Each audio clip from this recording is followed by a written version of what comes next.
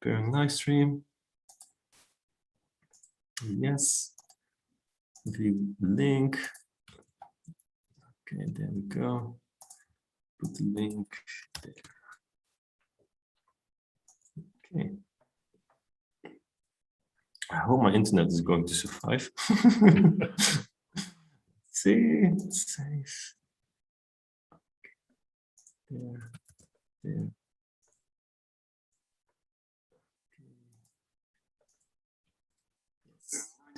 Yes. Okay, so put the link everywhere as far as it should be there. So that's great. Hey everyone, I'm here with Peter, who is already joining from the Leap 8 group, from the Facebook group. Today we have very exciting news, and that is the big update of 3DVista. It has finally come. So let's dive into this. The biggest thing over here, it is when you are going to the panoramas and the hotspots, you can just drag around. And most people have seen this already in the beta, probably, but now it's in a stable version. Peter, have you already been playing around with the beta? No, I haven't. I avoided it because I'm just scared of the beta, Peter, to be honest with you. Okay. But I got a sort of feel for what it is, and yeah, I mean, what I'm seeing is it's just a lot more intuitive now. Yeah. Yeah. So one of the things that already catches my attention right away, and that I did not notice yet, is that you can look around within the preview. So a lot of these equirectangular views are always so looking the same. So I think this is a really nice thing. Yeah. Yeah.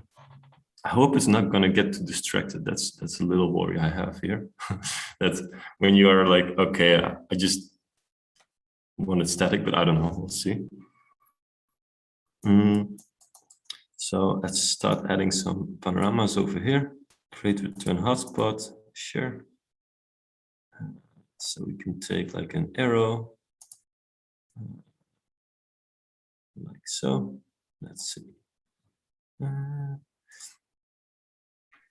I mean, I'm guessing one of the things about this, we'll actually clean up our hotspots, won't we? Because we'll effectively have one and then distort it to fit the image rather than having 5 or 6 versions, which would be nice. Yeah. So now you don't need all these different versions for like having it a version for this and a version for going down or to the left or right. That saves a lot of trouble. You just need one hotspot. You need to animate that one right. Maybe you have not animated it right. That doesn't matter. You can just place it everywhere. And when you change your mind, you can just replace the hotspot and replace all. So basically, we're just going to do those by eye, aren't we? Because whatever looks right in their browser should work in terms of the same way once we actually go to the live tour, shouldn't it? So we can just make things that look natural. Yeah.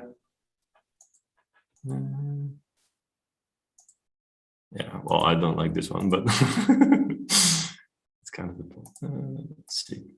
But no, I mean, I do think this is a big thing because I do.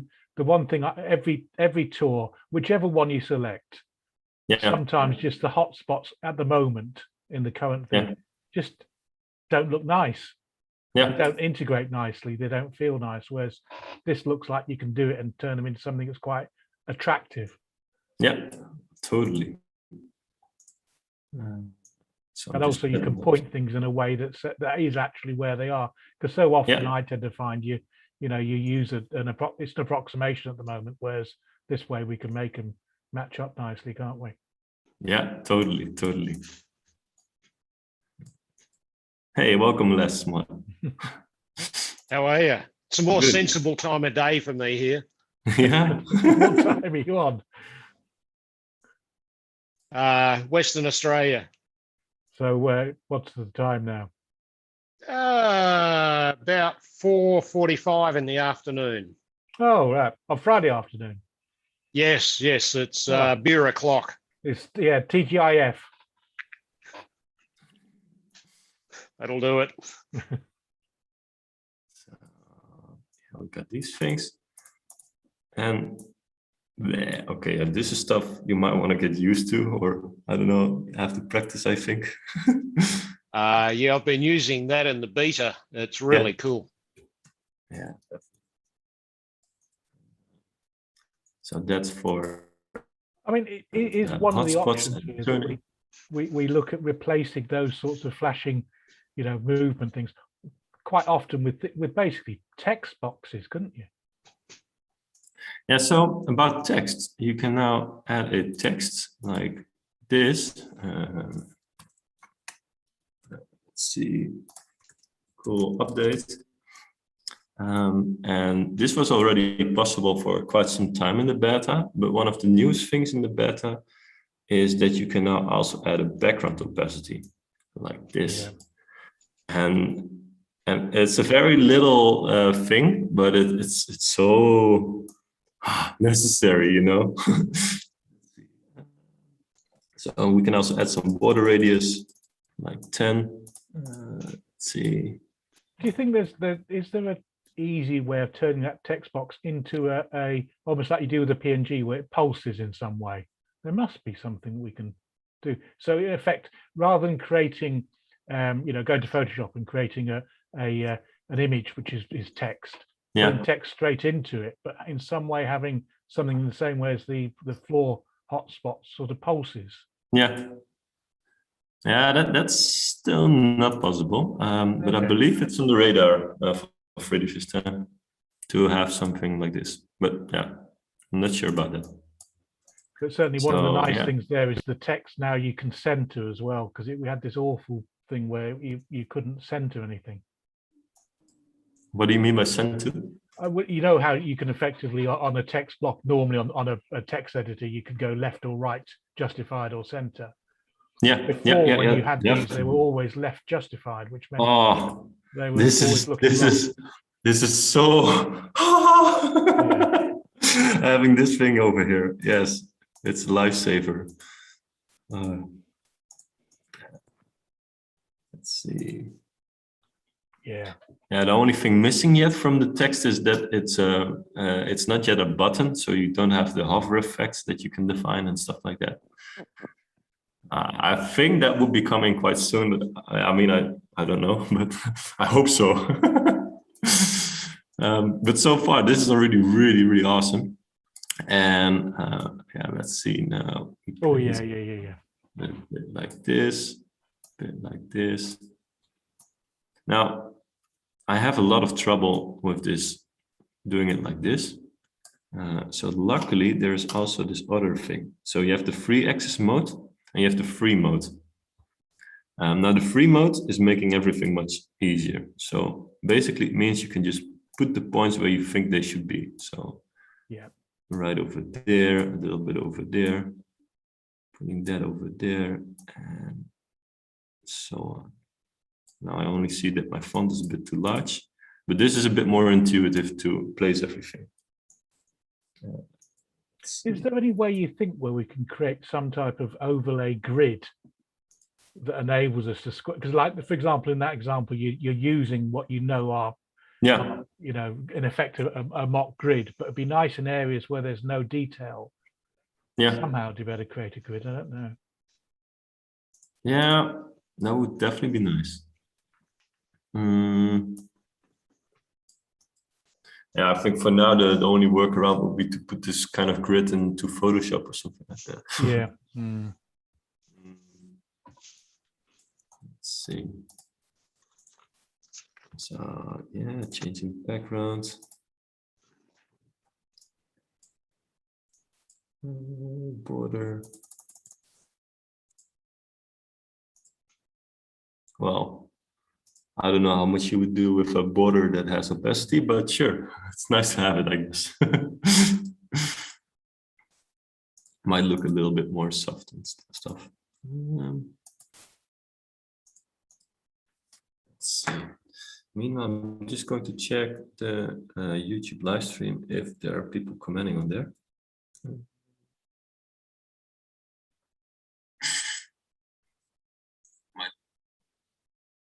Okay, Eric, Virtual Spacery, PL, David, Harry. Hey there. If you guys have questions, you can put it in the chat. Let's move on. So we have the text. Let's just go through the release notes. I think that's the easiest thing over here.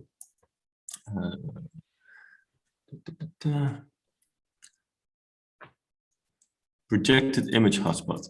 Yeah, that's. Have you guys already played with that or not? Any ideas? No. Okay.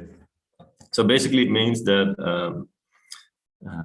when you have a panorama, so you need to go to Photoshop for that. We can basically edit, for example, the wall, the color of it, and just place that from Photoshop right inside 3DVista. For that, I need to go through some files quickly to get this.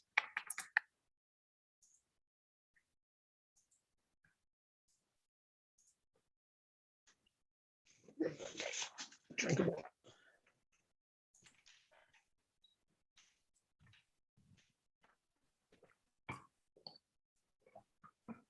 Let's see, Photoshop is booting.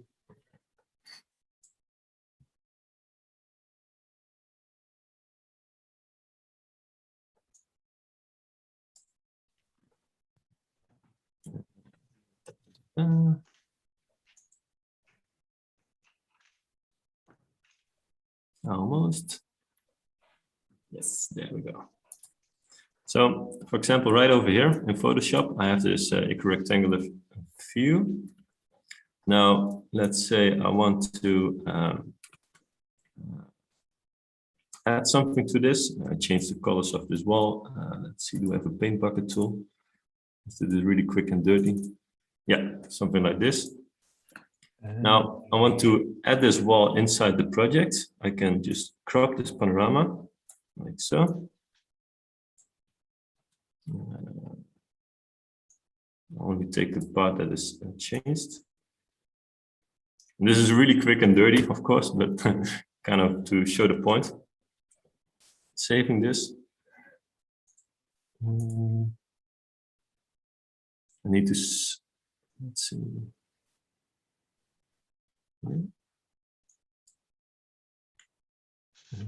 Right. So I'm giving this location right now. I'll pause the screen sharing for a moment.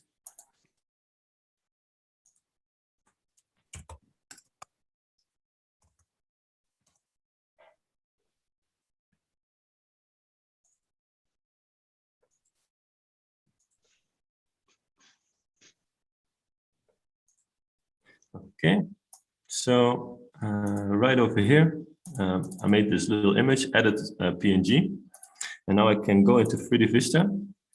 I can go to the panorama that we're editing, this one. Go to here. I have to click on this very little thing over here. I don't know why 3DVista made it this small, but this is where you have to click on this thing. Then you have projected image, like so. Then go to the desktop, edit, open this, and we can basically place this like so, right inside the project. And this gives a lot of opportunities because, well, if you want to re-render a scene, you usually have to wait a few hours before a render is complete.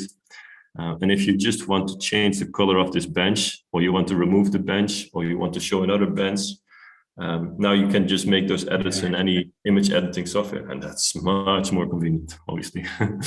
Yeah. So yeah, and this gives a lot of possibilities. I don't know, I have not dived in much more than this into this yet, but you can, I think you can group all these things and toggle these things to show hiding, having. Yeah, that's the example they did with the kitchen showroom, wasn't it? Effectively. Yeah, exactly. Yeah. 3dvista.com, the samples. I'll just quickly take it for those people who haven't seen it. samples. This one.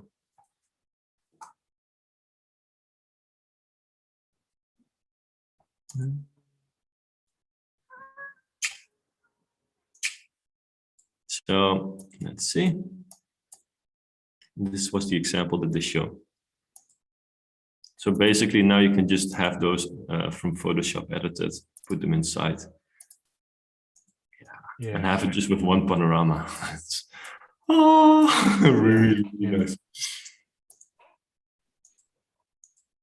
So yeah, we'll dive into that later. Let's go back to the thing here. And yeah, again, it doesn't matter which software you're using, whether it's Affinity or Photoshop. You're just taking an image in, aren't you? Yeah. It's about this rectangular view that you can now place them very specifically on this spot. So in fact, one of the ways, because one of the things I think all of us have played around with, the things like the virtual galleries, but in practice, you could, using tags, you could just change the content of a virtual gallery, couldn't you? Yeah, correct. Without republishing it, or you have to republish it. Wait, I'm not completely following, I think. Well, no, I was just thinking about is that, for example, I mean, we all do things where they're languages or stuff like that. But if instead of currently the way that we tend to use the virtual galleries is we build equirectangulars in Photoshop, where the images we're using as images in the gallery are changed on that equirectangular, which we then use to create the tour. Whereas in practice now, what we could do is we can always just, by using a tag, we could just input the individual images, like the gallery images, onto our 3DVista without going into Photoshop, and just use them in this way, couldn't we? So you go into a gallery through route A and you see pictures A, you go through route B and you see pictures B, but you're not having to recreate all the equirectangulars again. Yeah, exactly. So you can indeed just edit it from Photoshop, and you would have to republish, I think. Yes, you'd have to republish at the end, but what you're doing is you're pushing all the amendments further down the line all the time, aren't you? Yeah, and it optimizes the workflow a lot like this. Let's see, one of the other things that is possible is the Web Frame Hotspot. For those who have not seen this is a mind-blowing thing. It means basically that you can put in a website right in here. Like this. And this is like, whoa! So basically, let's just use the free mode. I get some warning. Still have to get into that warning later. I think, my perspective skills are gonna get much better these days. And let's just preview this. And the nice thing they did in one of the last few days of the beta is they added the transparent option, meaning that if you have a Sketchfab model, for example, and a 3D 360 spin. Well, let's go first to this. So here, one step at a time, Ronald. So right over here, now this is my website. You book a training. Well, I have that in the website to open in a new tab, but I can also just do these things. So suddenly we can create a gallery of our websites we've produced or other things in a nice way. Yeah, that looks nice. Yeah. Can you imagine putting all these web frames in these paintings? Well, yeah, but rather than having a scroll on a website where you're showing half a dozen different tours you've built, someone can go into a gallery and have a look at each of your tours. I think the only issue you've got, of course, is that when you so you'd want to do it on limited numbers of equirectangulars within a room, because otherwise you've got to match them all up, haven't you? I guess so. But nevertheless, that's powerful, isn't it? Yeah, definitely. It comes back to this issue of having a grid, because if you've got a grid, Yeah, then it's gonna get easier. I see.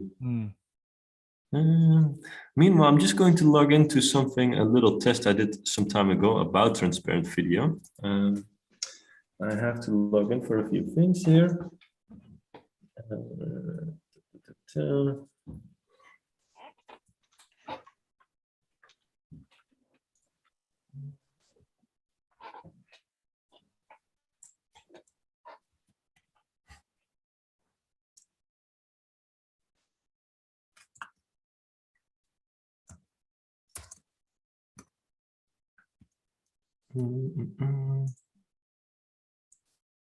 Because this is already like the next step with the web frame. Ah, crap. What's happening, Les?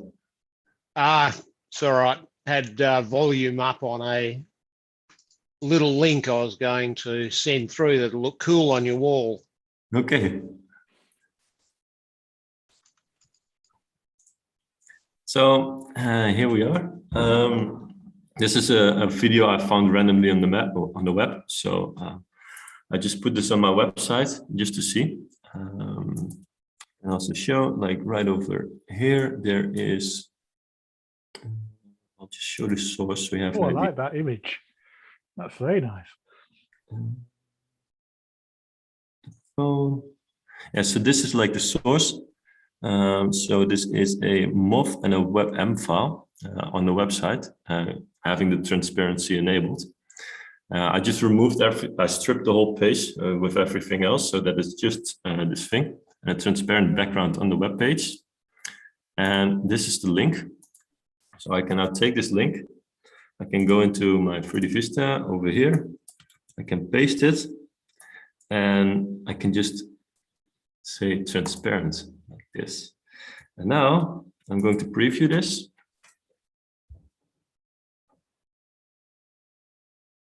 And you can see I got here a web page transparent. I know, why is the scroller there? But I think that's just a Webflow thing. I need to learn better web development skills here. But I'm pretty sure you can remove that. What's the difference between that and a green screen? Well, if you're using the chroma keying in 3DVista, you are more limited to the ways they do things. So, I thought that was going to solve it. So, for example, if you let's see, yeah, I don't have a chroma key video right now, but in any case, when you're using the chroma key, it tends to get very pixelated around the edges, and there are some options with blending, but in the end, it's just a very limited way of doing the chroma keying within 3DVista. If you want to get a really looking very, very well with shadows and all that kind of stuff, and integrating the green screen subject within the panorama, you actually need way more advanced editing tools to take out the chroma. And so you can do that in After Effects, in Premiere. And when you do that from there, you can add the nice shadows and all that kind of stuff. And then exporting those WebM and MOV files, putting that on the web server, taking that within 3DVista, it's going to look more real. But this is only for like when you're getting at the really high level of chroma keying, then it might be worth it to look into the web frame with transparency. Right. Okay. But yeah, I mean, so it doesn't technically. In truth, it's not that we're going to suddenly stop using the chroma key. It's just no. That's another option if we want a particular. It's more the quick and dirty way of using it within 3DVista, I would say. Yeah. And I don't know, does anyone of you have a Sketchfab model with transparency? No, I haven't. No. Nope. Okay. Well, in any case, I played around with it, but I don't have a Sketchfab model right now with me. But that's the same principles. You can then drag around the model, can enable transparency.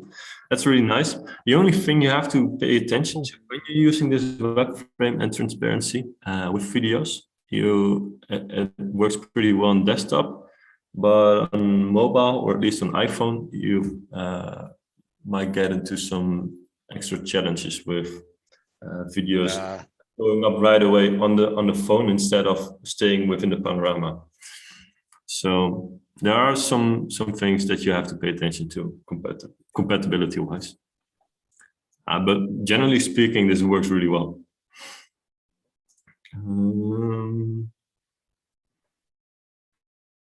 I was just going to say, I'm interested to see how that little URL I sent would look in that box. Okay. Yeah, sure. You can try that. You want to see some outstanding graffiti? This is it. All right. Okay, no. Let's see. Yeah, let's go. Put that right inside there.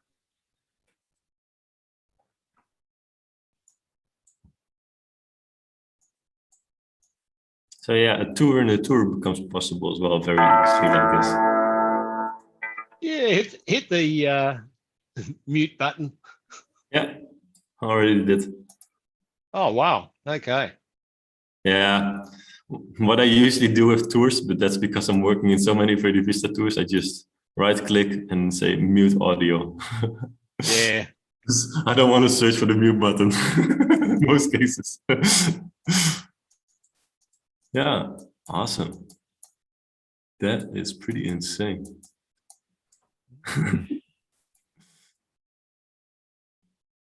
Wow. Okay. The aerial's pretty cool too. You can get a really inception idea with this. When you are doing a tour in a tour in a tour, you can create a mirror effect here. I already played around with that. Wow. Awesome. Well, if for example, you had something like that gallery you got and you had, shall we say, 10 of those, would it be really heavy and slow running? Or what would the effect on the tour be? What do you think will be slow? Well, I was just wondering, but of course you're not loading videos, so there's no addition to the weight of the tour. It's purely going to be how quickly they load, isn't it? Yeah. Yeah, so from this tour, it's going to load in the first panorama and the skin. And from this tour, it's also going to load everything in that's within the first content. And then when you click on another thing, now it loads in the other panorama and so on. And if I now move to another place over there, yeah, it loads in that. It shouldn't make any great impost on the tour having a web, having another tour loading within. Well, that could be a really good way of doing it, couldn't it? I didn't really get your question. No, I was thinking with a lack of any real knowledge whatsoever, but I was just trying to work out if, for example, you had the example you've got here, and you had a central panorama in a room, and you had, shall we say, 10 different web frames with tours in each of them. Yeah. Whether it would make it slow to load or very heavy as a file, but of course there's no weight in the actual tour. It's all just coming through the web frame, isn't it? 10 tours within a tour, I think that's going to add up, yes. Well, but I think it will first take the panorama of the main tour, and then it will look for the web frames to load in those. I'm pretty sure of. I think I've seen it like that, but I have to double check that. But an alternative way is you could, in effect, replace each. Should we say? I'm just thinking about a personal thing where I'm thinking it'd be really nice to show 10 of my virtual tours in a single room. Yeah. Which of course you could do, but equally what you could do is replace those web frames initially with a JPEG, which when they click on it then loads the web frame. Yeah. Yeah. And that would be quite an efficient way of doing it, wouldn't it? Yeah. Yeah. Definitely. Okay, Ronald. Yeah. Quick question: the full screen button in the power station. Okay. Is that going to work? Yes. Oh. Right over there. Pretty awesome, right? Love it. And I'm back. Oh. So yeah, I I can love go to this panorama over here. Yeah. Okay. Is there any JavaScript you could use to replicate that? So you have your normal tour in the wall as we've just done there. Yeah. But when you click on it, a bit of JavaScript, rather than actually having to click on the full-size image inside, could achieve the same thing with a little play button, or what do you think? Because sometimes people won't know about that full-size. Yeah, what I would do probably is create a big container on top of the tour, or maybe on the main viewer. Let's see. I'm not sure if this is going to work, but if it's not on the main viewer, I will put it on a container. But something like, take screenshot. Yeah. Oh yeah. So many nice things here. Yeah, like basically on click, open full screen, or on initialization. So that is media control on initialization, open full screen.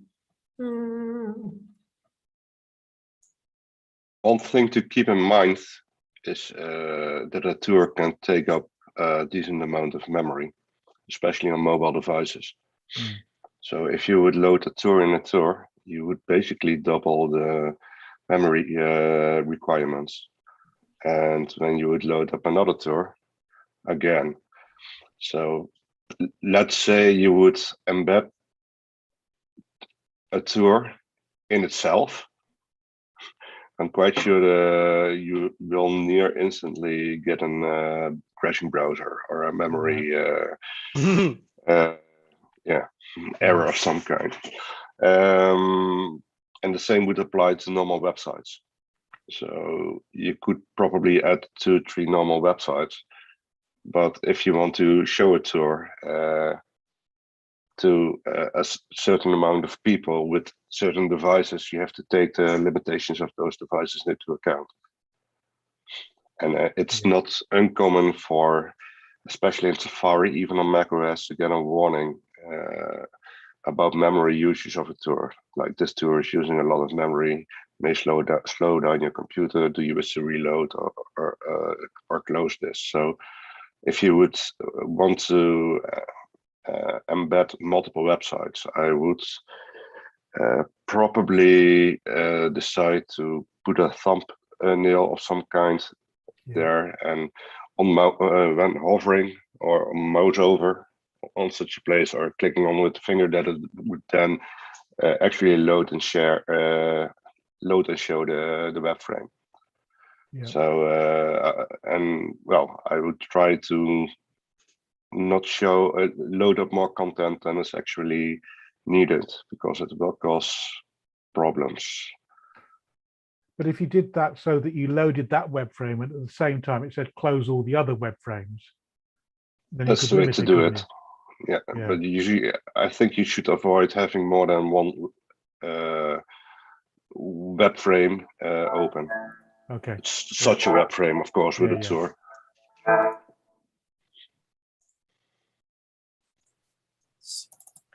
Yeah, but of course the other thing you could do in that, in the example we got here, for example, if you were doing one where you wanted to feature a particular client, that you could have a web frame for their tour, but then what you could have around the same room are a whole load of JPEGs, which are elements from within the tour, which are just photos.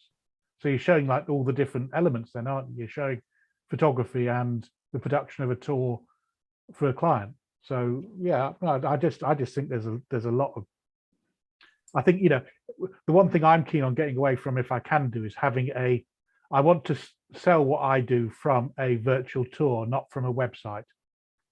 And if I can find a way of doing that then I think differentiates what we are quite clearly. Well, for selling stuff, we have a nice Shopify plugin. Yes. And one thing, the other person, one of the other persons brought up was replacing certain things in a tool without republishing. And that's also something I and David are working on. Right. So I cannot share more details about this publicly yet, but wait for it. We move on. Where are you with your update? There's so much to cover right now. So I just quickly want to move on to the screenshot function. I don't know if you guys have noticed. I went over here. I just added the random button, added action, and take screenshot. I did. Okay. Yeah. I want to click. Ooh, it's pretty sneaky to do like a create screenshot on show or something like that. Like suddenly, whoop. But you cannot send it automatically, I think, to someone. So, well, any case, take screenshot this action right over here. So go over here and let's try this. I'm really curious if it also takes the web frame or not. Let's go to here and see. Okay, so screenshot. Okay, so it ignores the web frame. I kind of expected that already. So if you want to have this nicely done, put an image behind the web frame with a screenshot of the website. But other than that, I think this is pretty awesome. So, you know, when you've done text hotspots or things like that, will those come into the, will they be appearing in that as well or not? Let's see, text hotspots are right over here. And let's also wait for the animation to see if it takes it on the moment of the animation. So when the arrow is completely full, no, okay. So let's see. Yeah, arrow full, text hotspot, that takes it on nicely. That's lovely. Yeah, pretty really nice way to be able to sort of discuss remotely with a client what you want. And yeah, they can just say, okay, yeah, this part I just want differently, or I need a hotspot over here. I think even that, you know, talking with the client about the positioning of the hotspots, you can just use this in the workflow to say, okay, please take a few screenshots of the places. Tick, tick, tick, tick, tick. Let's see, tick, tick. Oh, this goes pretty fast. Yeah, if you did that with a skin, all these bundles right away into one zip file and then send it over. Yeah, you could do it. You could add into the skin a crosshair in the middle of the screen. Yeah. And then when they take that screenshot, you've got a crosshair and they say, I want this there. Yeah. Yeah, the crosshair you would probably put in the skin yourself then. Yeah, but you'd only, in a way, that you almost want to create a tag which is client, which basically is a whole load of stuff that you're just using when you're doing this editing with a client, which then wouldn't appear in the tour. You know, so things like the crosshair and I don't know, other things. Well, obviously things like the screenshot, you might not want to have that in the main tour, but you might just want it in your client tour. Yeah, definitely. So you would just hide that for specific reasons then. And the screenshot you get is basically the resolution of it is down to the resolution of your laptop or PC. Let's see. A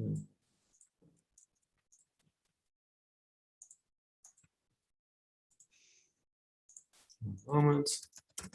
Make a folder for this.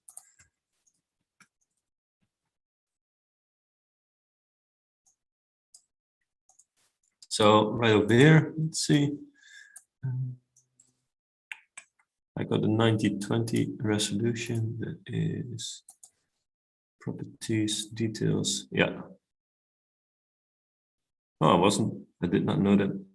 I think it's, oh yeah, the height. So it's based on whatever the screen of the browser is. So within the it can only be. It doesn't include the website and yeah. So yeah.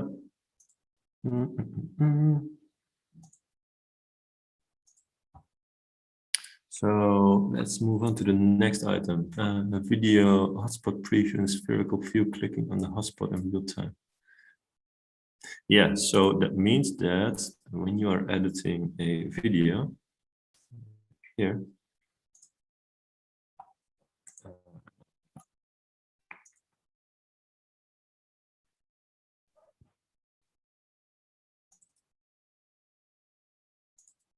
okay, don't ask me why I made this video, but it was a very silly self-talking video over here. But basically, I can now click on here and hey, welcome on my YouTube channel. With the audio, etc., it just plays. So that's pretty nice. I don't know keying within the hotspot editor. Oh yeah, that's Try.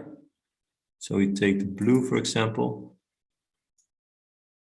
Yeah, so in the hotspot editor, the preview is not in sync with what it really is. So right now, you can see a few big blocks. When I preview this, it will show less than that.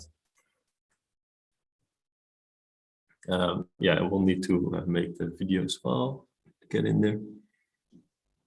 So yeah, the real-time preview of what you see with the chroma keying is not real, but the real-time preview of the video, that is a nice thing.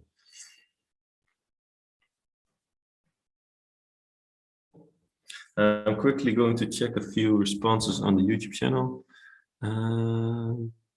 Will this live stream be saved on my channel? I think so. Maybe not, because there's a lot of stuff talked in there, a lot of details maybe.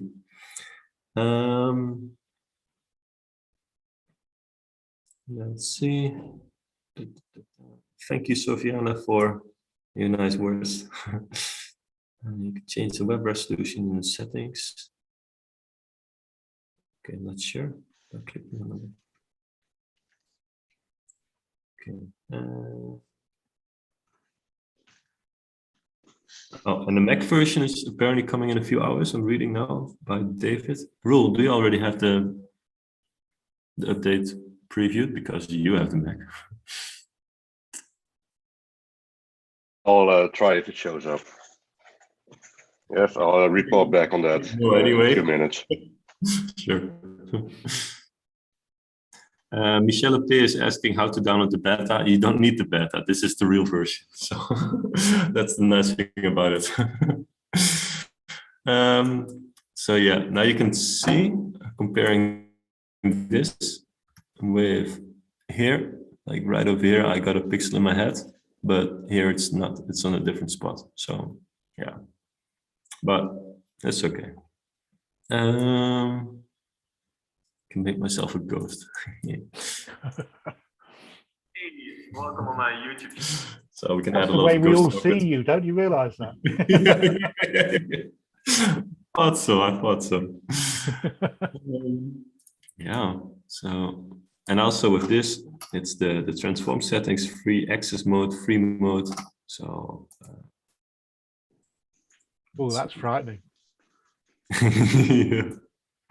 I'll just put myself on the wall.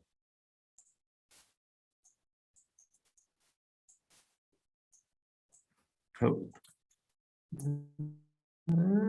Control set is still not really working nicely. 3DVista, if you're listening, please do so.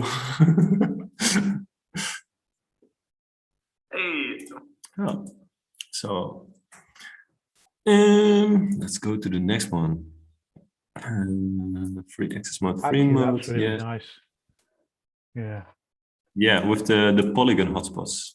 Let's see, we can do like this, and now we can hold control, and we can add another one. Oh!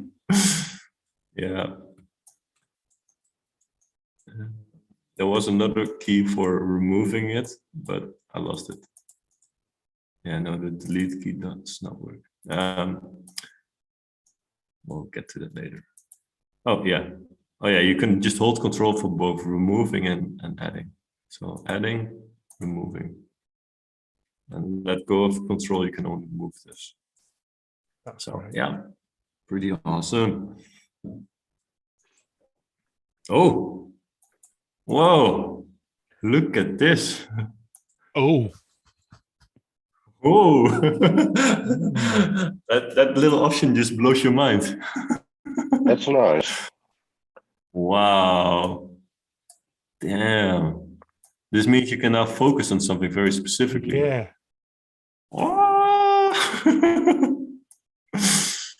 Holy shit. Oh yeah.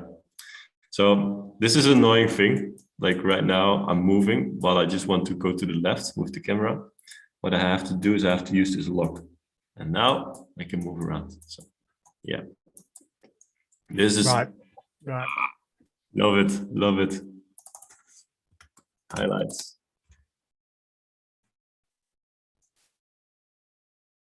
You could basically make everything a bit dark.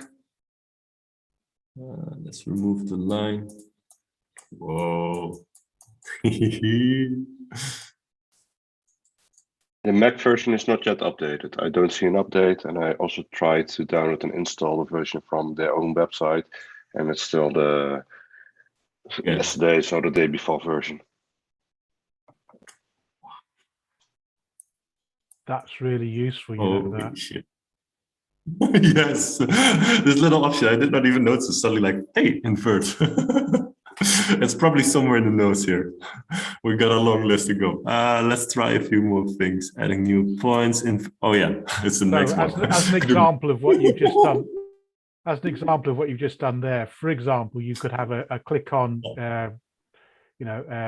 chroma of a person talking, and when they start to talk, it just lets you see the bit of the tool they're talking about. Yeah. So yeah, that's really nice.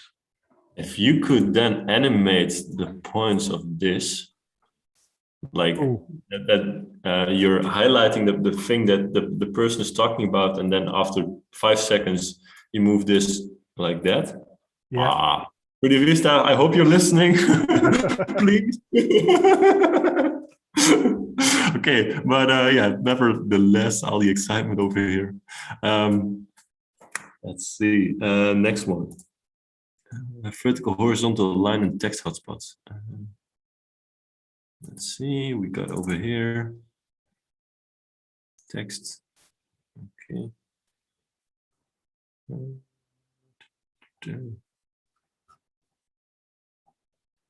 I believe it's this what they're talking about, but I'm not sure. Yeah, probably. Okay, so next up, add a border, color, opacity, radius, and size and text spot. We already went through that. Add a background color and background opacity and text. Yes, check. Add a video hotspot to adaptive HDR live panoramas. Okay, yeah, that's a nice thing, because usually when you try other things such as adaptive or live panoramas, the amount of hotspot types are limited. So please added the video hotspot. Transparent option in the Web Frame Hotspot. Are many people using that adaptive HDR or live, or is it just a nice feature but frankly not worth the effort? From my experience, what I see with all the training that I give is that there are a few cases that people are using it, and that's nice. But in most cases, no, not really. It's too much effort front end, isn't it, to get it developed, to produce them. Yeah. And I myself, I played around with it a bit, and I don't know, I thought it's nice, but you need a very specific use case for it to do it. Yeah. And the results are somewhat unpredictable. So when you want to have this HDR look, it doesn't always work as expected. And also when you want to have dynamic transitions between several panorama states, at least as it worked before, all those panoramas need to be loaded into RAM. So if you would have 5 states, you would have 5 panoramas loaded at the same time. It would add to loading time. Yeah. So if you use never use more than 2 or 3 at a time. Right. But it's not needed in the way it worked before anymore, due to these projected hotspot images. Yeah. I'm quickly going to check if I can download the 360 video. So sorry, I'm just thinking about a silly example, but shall we say you built a tour, and then you said, the client said, well, actually, what we've done now is we've changed that wall. It now is different. Is there any way they could just take a normal photo with a standard camera, and you could create them as an overlay that would work? You would probably have to deform the image. So you would... yeah, but you've got the ability to do that, haven't you? So I'm just wondering. Well, the example Ron showed was in an rectangular panorama where he cropped out something. And I'm not and probably you could do that by deforming the image, but the match might even in Virtue 2 Pro, but the match might not be as perfect. Yeah, because when you have a lot of straight or curved lines, then you would get a similar issue like existed before. So you would have to match the exact distortion pattern. Yeah, but you could learn your clients how to use Affinity Photo to I'm not sure if that's a good idea. Just an idea, really. Yeah. But everything is possible. If you want to, whether you want to do it or not, is a different thing. Well, I think what I'm thinking about is that there's certain instances where you don't necessarily want to, you might be a long way from the client, and the client says, well, I want to just make, we've made this one amendment. And if you could do that in some sort of way, it could answer some problems. But yeah, I think geometrically it's probably going to be virtually impossible. But it was just an idea, really. However, if the background is of one plain simple color, and then it would become less tricky depending on the type of object in the image. Yeah. So it might not match perfectly, but if you would, it might work well enough in a way that you could learn the client how to do so. But yeah, I've not played around with it enough. Okay. Meanwhile, I'm downloading a 360 video, but right now I'm on a lower Wi-Fi, so I need to wait longer for these things. I think meanwhile we can move over to the next points. So 360 video will come up later then. Yeah, it's just my 360 video. Take screenshot. We went to let's see. So move this for now.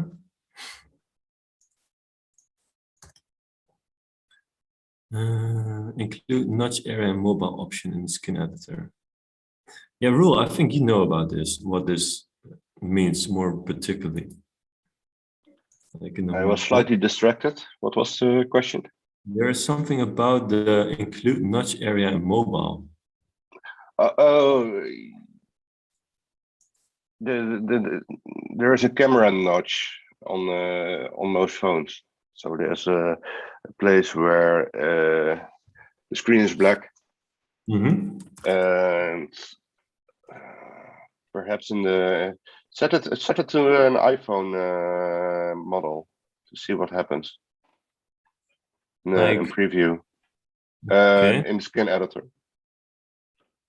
So that would mean we put it's set to Galaxy S6 right now. Yes. Try what happens if you set it to iPhone, well, X. I'm not sure if it has a notch. Notch area mobile. Okay, probably is about cropping. Whether or not you want the tour itself to overlap the notch area. Well, you have a piece that's not visible. For instance, let's say you would have a menu on the side in landscape mode. Then you would not be able to read all the text because the notch is in front of it. And my guess here is that it takes that into account and just shrinks the screen, the visual part. Okay, check. I'll be right back. Okay, so nudge. Done. Added new optimize for Quest 2, Pico 3, optimize for old VR devices, options in the publish. Pop-up all projects will require clearing the cache to publish with new optimizations. Okay, so publish. Let's see. Okay. Not sure what it precisely means, but sure, optimize. Sounds good.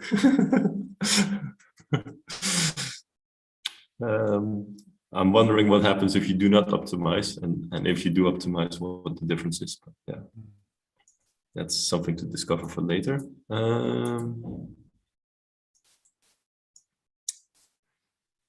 Added enable a mobile option when the visible rollover option is enabled in Hotspot. Okay. Yeah, that was always a thing on mobile with rollover effects, meaning you add a hotspot, you would say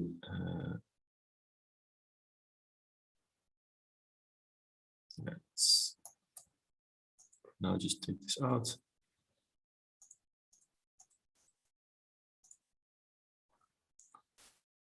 Visible rollover, enable on mobile. I'm wondering if it means that it always shows up on mobile if you keep it like this. And here it doesn't, but I think it has to do with that. Sometimes on mobile it's a bit strange to not see the things because on desktop you are just moving around with your mouse. So yeah. In the in the beta version I've been playing with, when you're on a mobile device and you're I guess using the VR or just dragging around on the screen, I've got kind of invisible hotspots, if you will, where I've had no visibility on them because I didn't want to clutter the screen. Yeah. Yes, they do show up on a mobile. Yeah. And so here you can Great. change that, play around with that. Yeah, so visible on rollover is great. Yeah. Works very well. Okay. Added new overlay names is. Yeah, this has to do with the projected images, I believe. I'm not completely sure yet.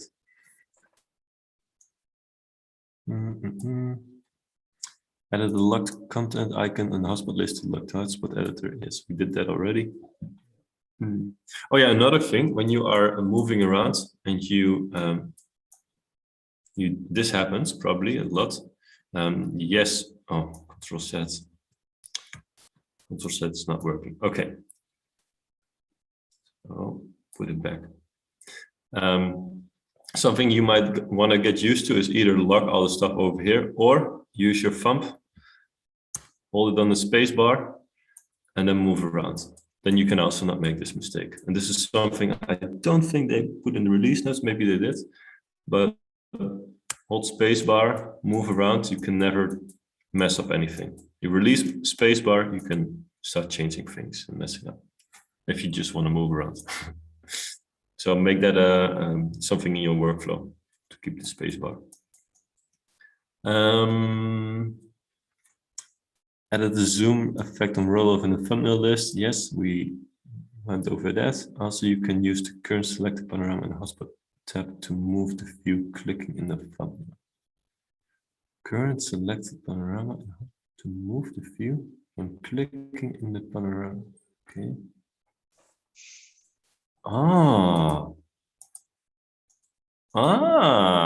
Okay. Okay. Yeah, this is okay.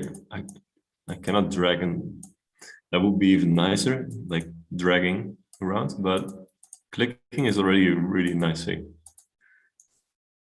Let's see. So I can just, and so over here I can just go right away to the doors. Here, doors. Now I want to go to the window. Okay. So you're just clicking on the hotspots to do that. Yeah. The thumbnails, but yeah, that's a pretty useful thing to know. Okay, awesome. Thank you, 3DVista. Ukrainian language, applied chroma blending settings in the video hotspot in real time. Yeah, well, not that real time, but okay, went through that. Highly improved the publication speed for Polygon hotspots. Okay, that's good because I've had a project where I had like over 500 of these Polygon hotspots, and it was extremely slow loading in a Panorama. So I'm curious if I would republish now. PSB file format for Panoramas. Okay, yeah. I don't know if that's really useful or maybe a bit overkill, but could be useful if you're running useful for gigapixel stuff when you want really high resolution. Yeah. Okay. So in that case, it's nice. Yeah, I don't work that often with gigapixel stuff, so I guess that's the reason.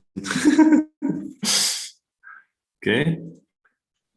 Allowed to play several videos and audio simultaneously on iOS. This is a really big thing, compatibility wise, because it always was, if you have multiple videos, it just selected one video, and you needed to create this really difficult workaround to make it iOS compatible. And I did that quite often for clients. But now it's just fixed in 3DVista. It's much better like that. So yeah, I think I have to start making my money differently now. Any case, let's see. Allowed to select floor plans in the show height and for media action and components.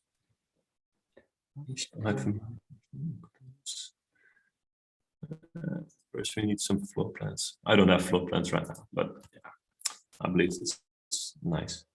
Remove the perspective Polygon hotspot. One comment I just read on the Facebook group that 3DVista pulled back the public release temporarily because they're fixing an issue with partial panoramas, so which are cropped. So for those on Windows who are wondering why they can't download it, it will be back soon. At least according to 3DVista. Yeah, I think they were just having something where the hotspots were moving because of the cropped panoramas, wasn't it? I think that's what they were. Okay. Remove perspective Polygon hotspot. Okay. Apparently that was not needed anymore. It was always a bit confusing that you had over here 2 types of Polygon hotspots. Now it's just one. Okay. Assign reasons as default in the library pop-up. Yay! One of the last requests in the Facebook group. Let's see, meaning that when you go, let's see, edit. No, I want this other one. Yes, it goes to recent over here. That's really nice because it used to go to all the time. And it's like, I don't need those. I need to be first here and then, but yeah. Okay. So thank you, 3DVista. Fix a problem where hotspots could be moved using the zoom and edit several times to fix some minor issues. Okay, so that's about it. Let's try the 360 video stuff yet.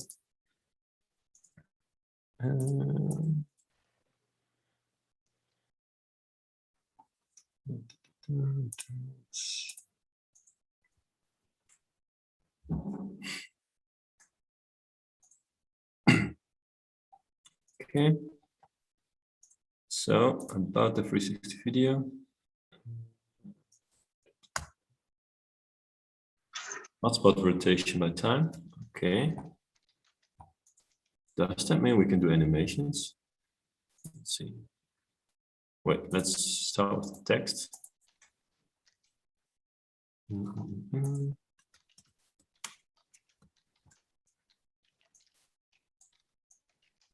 Okay, now we would say go over another time. I cannot go through these web frames. Hoi, welkom in Amsterdam.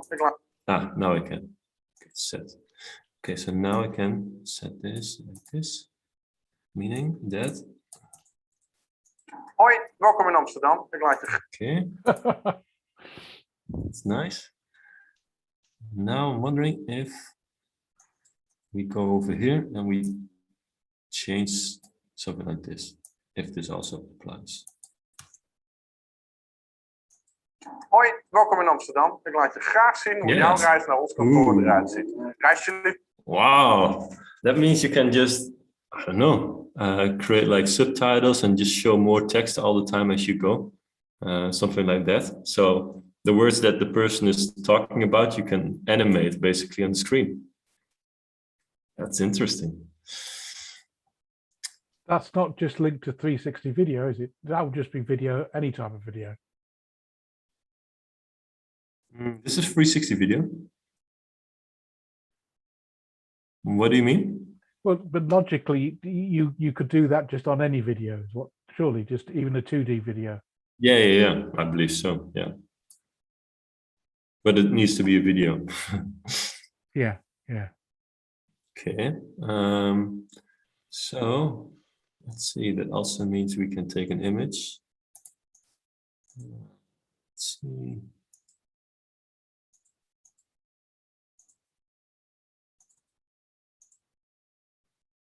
Like this, and we could probably make it then larger over here,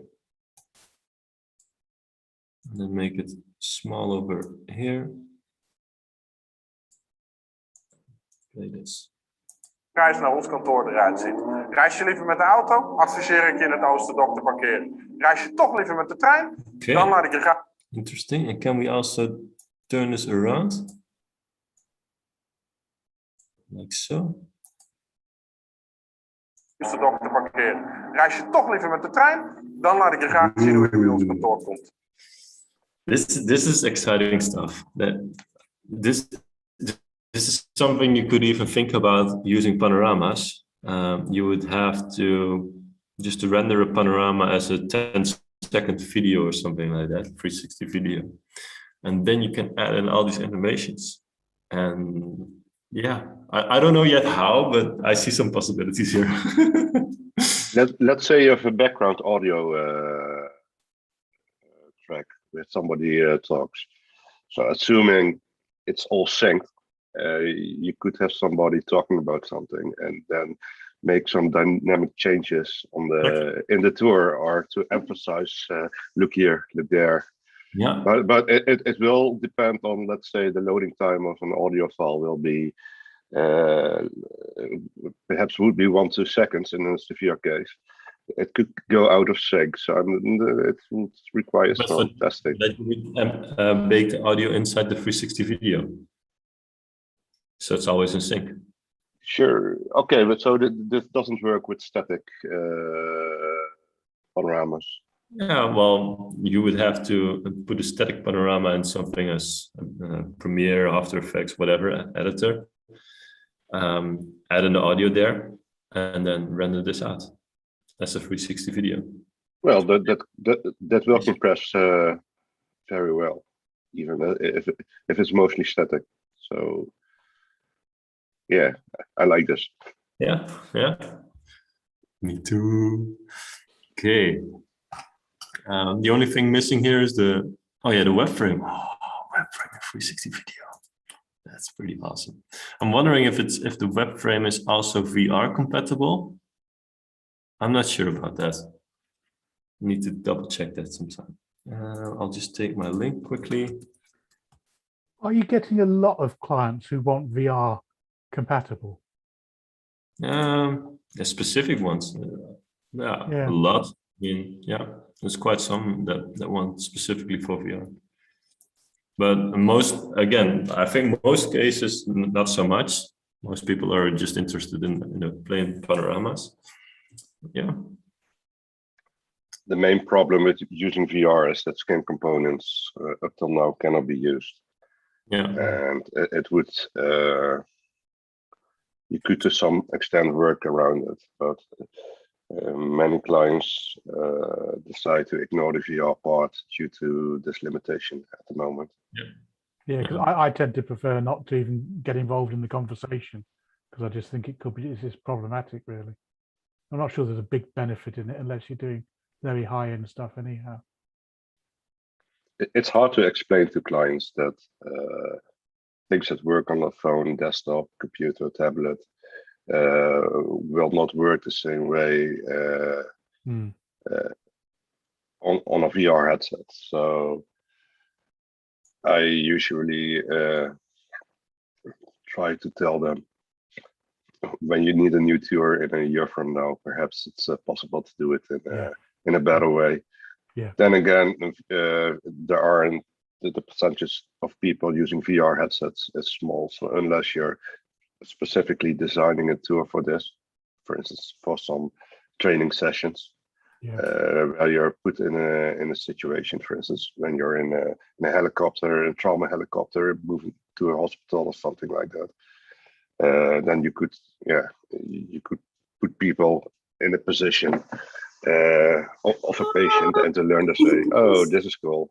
With a web frame. Holy shit. What the fuck?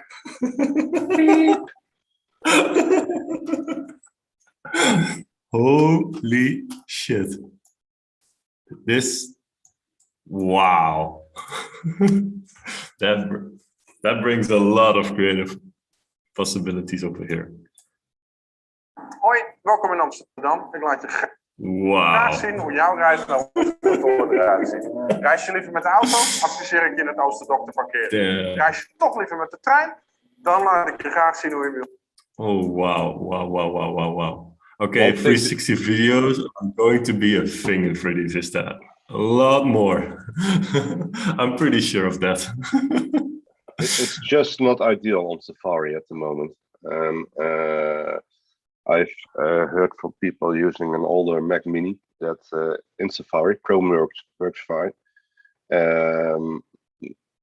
That the playback will be performs dramatically. I mean, on my M1 MacBook Pro, it works fine. But there is still this black flash showing up at the start of a video.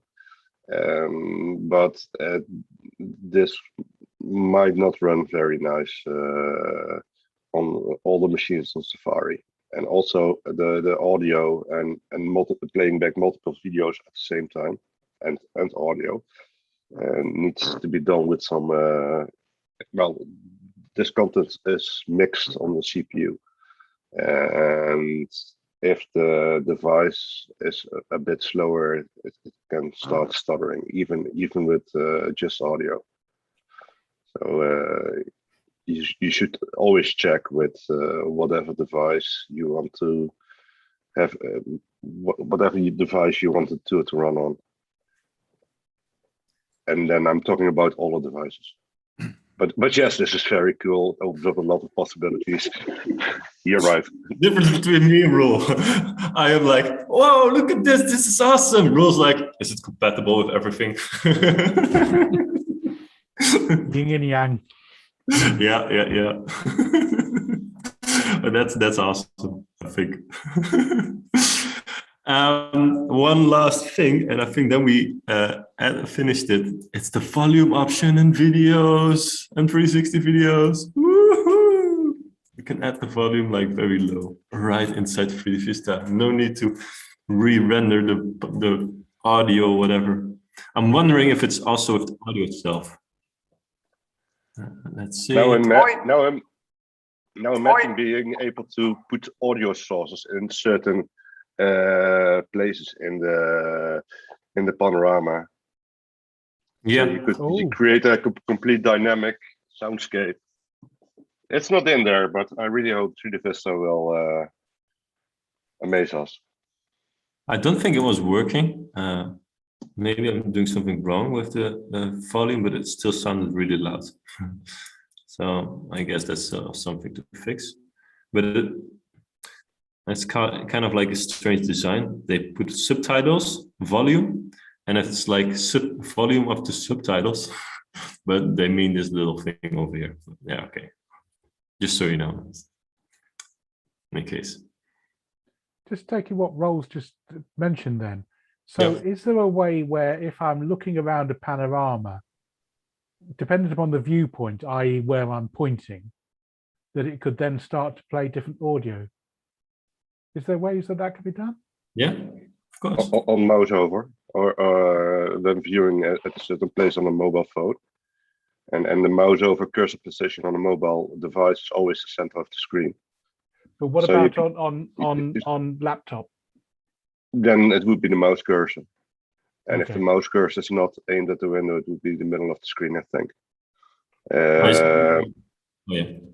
So you could trigger this in a way that Ronald is going to show you.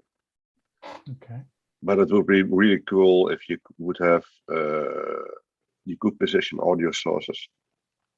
And depending on your viewing direction, the loudness level and would change, or the stereo image. So then you could, for instance, when you look at an open window, you would hear the traffic outside. When you look towards the wall, the loudness might change, or you might mix it with another audio file where the sound dims a bit in frequencies. So you could, especially with spatial audio on a headset, this could be amazing if it's implemented. It's all about creating a new sense of reality. Okay, I cannot find any audio right now on my machine. But the idea is that you say on show of song 1, play audio. You add another action on height of song 1, pause audio. And then basically you keep this hidden by default, and you trigger this through the 360 video or panorama. You could then create a text field. Oh, this is my empty PNG solution rule. Look, I don't put any text in here, and I got my empty PNG, empty text field now. But okay, minor thing. You may explain that to me another time.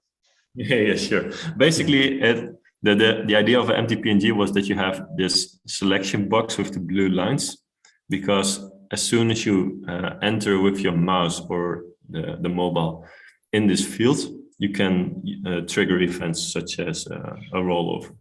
So now we can say add action, show height components, on roll over, yes, show without an effect, music, no, not music container, but song 1, like this, done. Take the action, click again, copy paste, double click, and then on roll out, height song 1. And if you have on show and on height play and pause, then it will trigger the audio source. And this way you can have multiple of these with different songs in there, or voiceovers or whatever. It's a method I and Ronald also used on tours when you needed to display multiple videos on iOS. Yeah. So to trigger the only the ones which are visible. So that way it worked, but that's no longer required. Yeah, less money to make rule. Sorry. Yeah. This is becoming too easy. Well, it is still required because of the bandwidth, surely. Because although you don't need to do it technically, because it doesn't stop, you've still got an issue if you're loading 3 or 4 videos across a panorama that you're loading them all. Whereas if you're doing what you're doing, then you're reducing the bandwidth requirement, aren't you? Not really. Well, yes, but if you're using optimized videos, this is not really the case because. There's another big subject, then, isn't it? Optimized videos. You know, you can do that, but the rest of us struggle a little bit on that. It's short. It's a bit of a shameless plug, but Ronald won't leave everything in this recording anyway. But I can reduce some 360 videos at 4K resolution to 70 kilobytes per second. Yeah. And especially when those, I mean, there are people who tried this on the Caribbean islands with really slow internet connections, and in India, and they could stream 360 video for the very first time. Right. And especially when you would have a small video here, if you use the resolution you need and it's somewhat optimized, the bandwidth requirements will be extremely low. So, but don't include a full HD video for a tiny television screen, for instance. Yeah. It doesn't make sense. Yeah. Okay. Well, guys, I think for now we have everything covered. We got 37 people in the live stream. And I'm just checking a few things. How can a forced upgrade help? Yeah, we'll mention this. That needs a little bit more time. Update has been paused. Arnold has just paid for a year upgrade. Cannot see anything. That's probably because it's either the Windows. Well, yeah, time. Wait a little bit longer then. So yeah, hope everyone enjoyed the live stream and the introduction of all these things. That's really useful. Thank you. Yeah. Awesome. Okay. Well, take care. Have a good day. You do the same.